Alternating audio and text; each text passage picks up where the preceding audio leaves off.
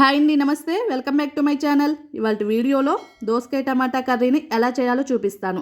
ఈ కర్రీని రైస్, రోటీ, చపాతీలోకి సర్వ్ చేసుకోవచ్చు. అలాగే నోటికి పుల్ల పుల్లగా, కారం కారంగా కర్రీ అయితే చాలా బాగుంటుంది. ప్రాసెస్ ఏంటో చూసేద్దాం.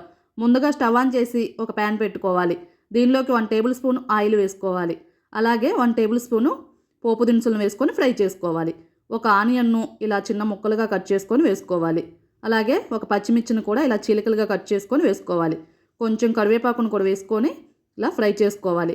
ఆనియన్స్ కొంచెం ఫ్రై అయిన తర్వాత అల్లం వెల్లుల్లి పేస్ట్ను 1/2 టీ స్పూన్ వరకు వేసుకొని ఫ్రై చేసుకోవాలి. అల్లం వెల్లుల్లి పేస్టు పచ్చివాసన పోయిన తర్వాత ఒక దోసకాయని ఇలా చెక్కు తీసుకొని ఇలా మీడియం సైజు ముక్కలుగా కట్ చేసుకొని వేసుకోవాలి. మరీ పెద్దగా కట్ చేస్తే కర్రీ అనేది త్వరగా ఉడకదండి. ఇప్పుడు 1/2 కేజీ టమాటాలను తీసుకొని ఇలా చిన్న ముక్కలుగా కట్ చేసుకొని వేసుకోవాలి.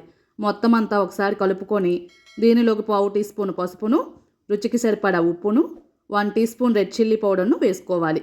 అలాగే 1/2 టీ స్పూను గరం మసాలా పౌడర్ను కూడా వేసుకొని మొత్తం అంతా బాగా కలుపుకోవాలి. హై ఫ్లేమ్లో 5 నిమిషాల పాటు ఇలా కూరను కలుపుకుంటూ ఉండాలి. ఇప్పుడు ముక్క ఉడకటం కోసం 1/2 గ్లాస్ వాటర్ను యాడ్ చేసుకొని మరలా ఒకసారి కలుపుకొని మూత పెట్టుకొని 10 నిమిషాల పాటు ఉడికించుకోవాలి. ఇలా 10 నిమిషాల తర్వాత మూతను తీసి చూస్తే ముక్క బాగా సాఫ్ట్ అయిపోయింది. దీనిలోకి 1/2 టీ స్పూన్ ధనియాల పౌడర్ను, అలాగే సన్నగా తరిగిపెట్టిన కొత్తిమీరను వేసుకొని మొత్తం అంతా కలుపుకోవాలి. కర్రీ రెడీ అయిపోయింది. ఫైనల్గా స్టవ్ ఆపేసి దీన్ని ఒక సర్వింగ్ బౌల్లోకి సర్వ్ అవుట్ చేసుకోవడమే. ఎంతో టేస్టీగా దోసకాయ టమాటా కర్రీ రెడీ అయిపోయింది.